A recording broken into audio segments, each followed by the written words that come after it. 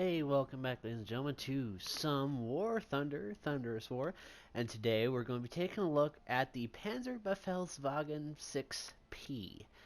or Zex, instead of 6. But anyway, I picked up this tank uh, earlier today for around $28. Which is really not that much considering it's around a $50 tank normally.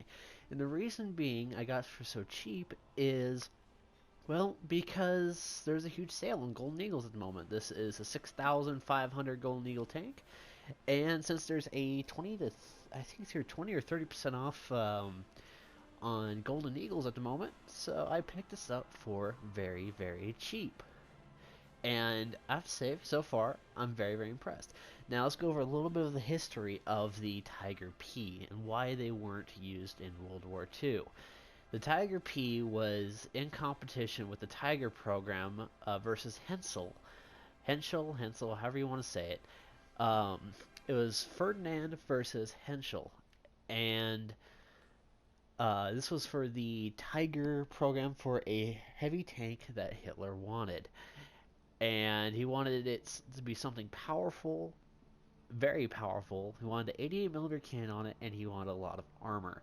Now, Ferdinand, being the brilliant person that he was, his full name's actually Ferdinand Porsche, by the way, and it's why there's a P at the very end, because that's actually supposed to be Tiger Porsche.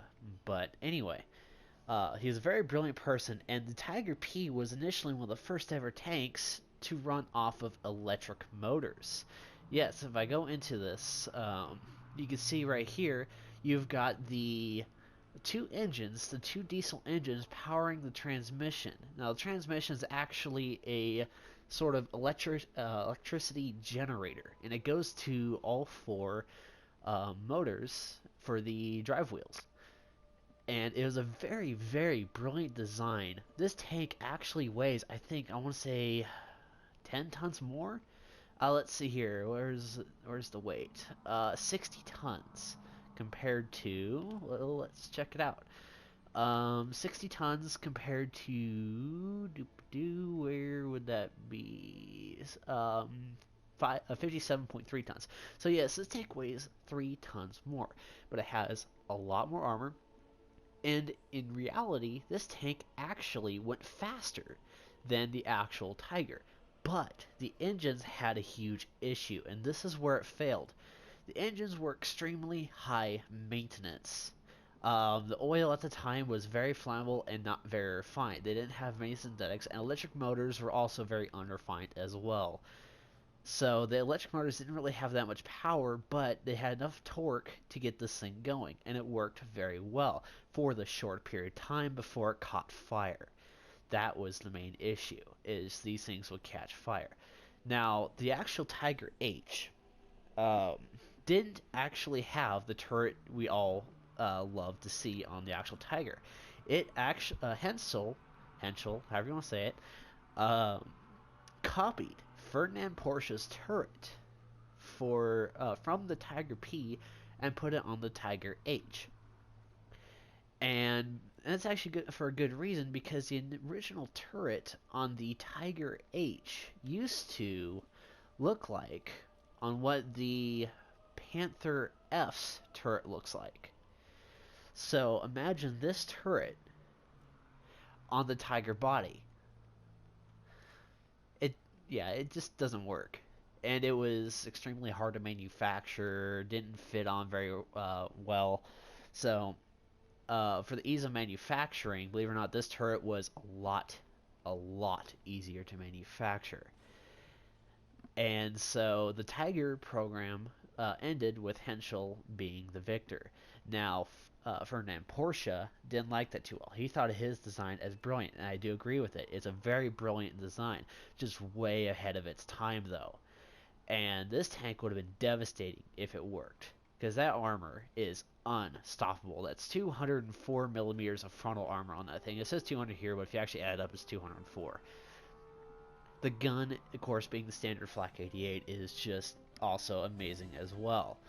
Now, he didn't like the fact that Hitler didn't like his design, and he wanted to perfect on it. And so the few hulls of the Tiger P that were made, Ferdinand made the Jagdpanzer Tiger P Ferdinand. And these were used during the Battle of the Bulge, I believe. And, well, they caught fire. It's a little bit lighter. Actually, no way, it's a little bit heavier by 5 tons, actually.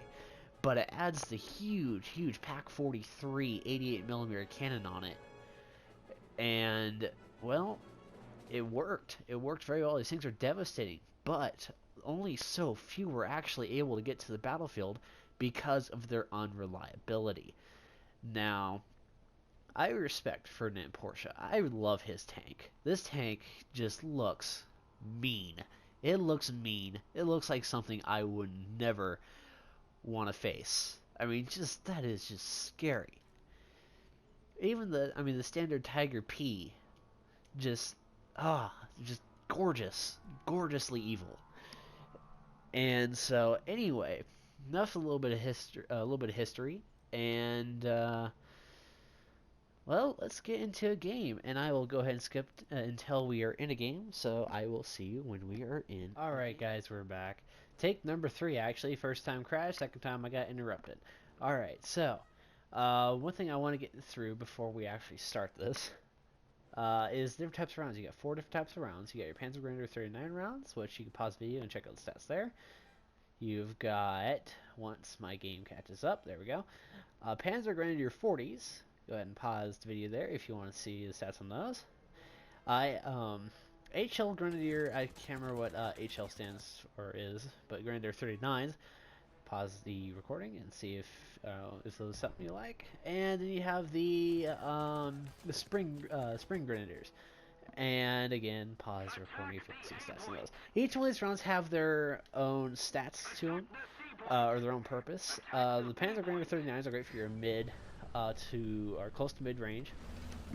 Your heat rounds for the HL HL Grenadier 39s, I don't remember what HL is good for your close up because those are heat. Ooh, God, excuse me, Burp City here.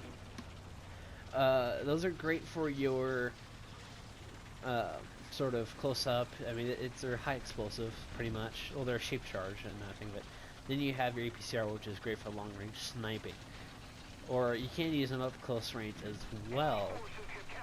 But again, you just gotta remember they don't carry much damage because APCR has all the penetration in the world, but no explosive damage. If they go in, they go in. They don't spread out. They don't fragment. Oh, they do, but literally just armor fragments that come off. So you really gotta be picky on your shots. Hey, there's an A43 right ahead of me. Very, very nice. One little thing though, I want to say, I am in love with this tank. I am very much so in love with this tank to no end. It moves pretty damn well, 20 kilometers an hour or 19, depending on how you want to say it. It does get better as you rank up your crew. I have a pretty newbie crew going on. I love the A43. The A43 Black Prince is just such a golden, beautiful tank. Now, I'm even going to get on my way to plug in my keyboard and say, nice A43.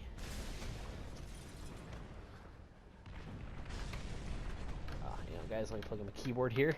Besides, I like having my keyboard plugged in anyway, and I don't actually have my keyboard plugged in for Warthunder at the moment. So,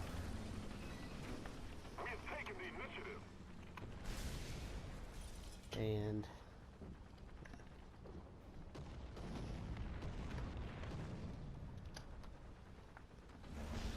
there we go.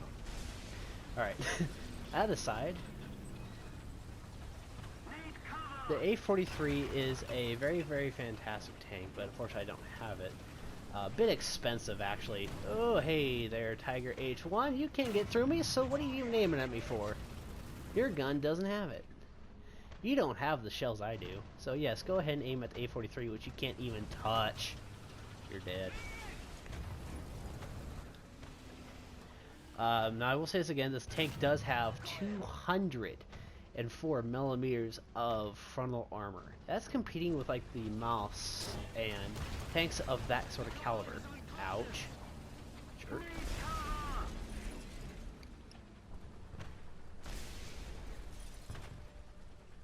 Oh, what's a repair? That's one thing I do need to upgrade is my crew repair skill.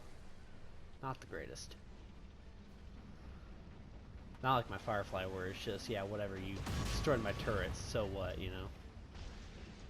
Okay, that's just normal M4. I'm gonna fire off the shot once he pops back out and load in my heat. I feel like I am focusing on that side a little bit much. The Tiger H1 there, he's I think trying to play chicken. M24, I think that's a Chaffee. Again, the downside to, one downside to this tank, despite its incredible maneuverability for being such a huge tank, is actually sort of its turret traverse. Now, it's not enraging like the Wolverine, where getting out of the tank and pushing it over to the side is faster than turning the turret. I'm not joking. I think the time for it is like 3 minutes or something like that for it to do a whole turret traverse, and it bounced that shot, unfortunately.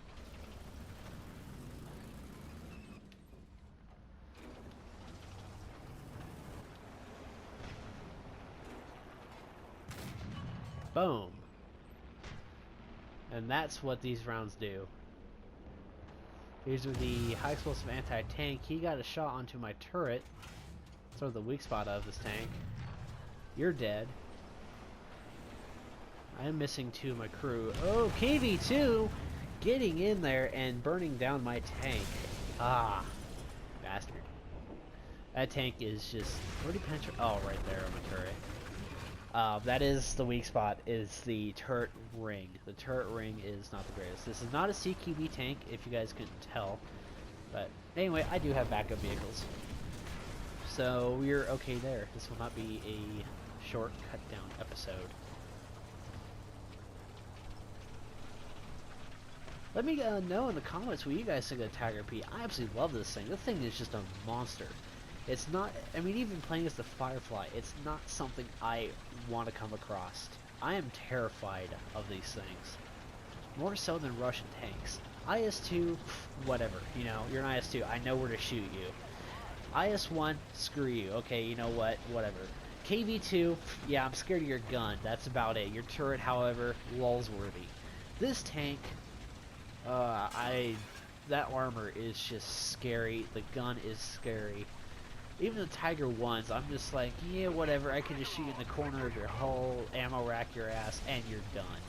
This thing, ammo rack is actually towards the back of the tank. So you can shoot the corners all you want, but good luck trying to kill the ammo rack in this. Now, field tanks, however, that's an easier thing.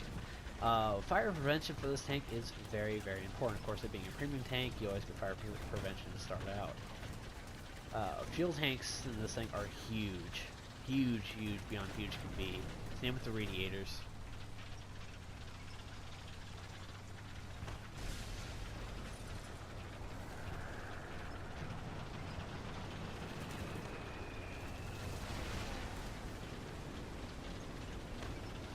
Plane just tried suiciding into me.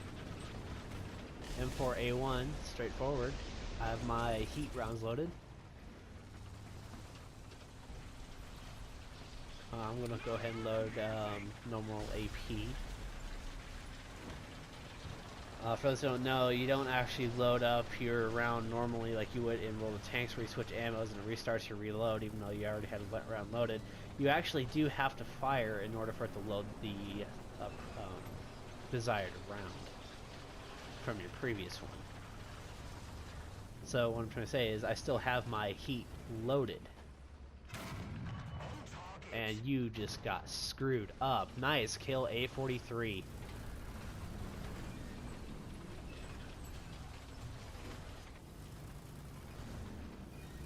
I'm I'm gonna move up. The game's almost over, so I'm gonna just go ahead and charge.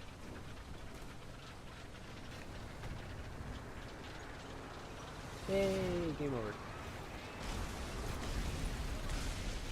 No! I was gonna fire off a shot there in the end.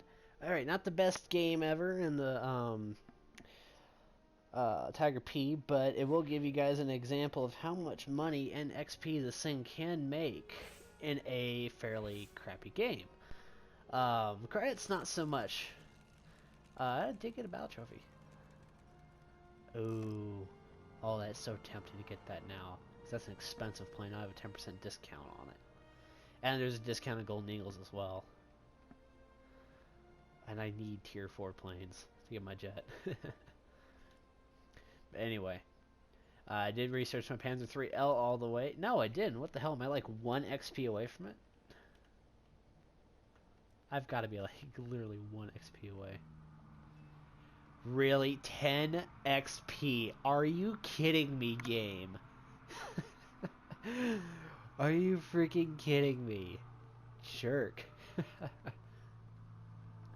Before we go, I'd like to check out the Tempest real quick.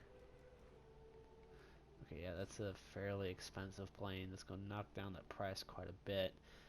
I don't have the cash on me to get it anyway. I'll save that battle wager though, or not battle wager, but the discount. Anyway, guys, that's been a quick look at the Pz.Bfw.VI 6P or Pz.Bfw.VI 6P, and I love this tank. Let me let me know, guys, what you guys actually think of this tank. Do you like it? Do you not like it? Do you think it's a pain in the ass to face? Anything, you know, I'd like to know. And hopefully you guys enjoyed this sort of live fire look at of the Tiger P. I will see you guys next episode. Goodbye.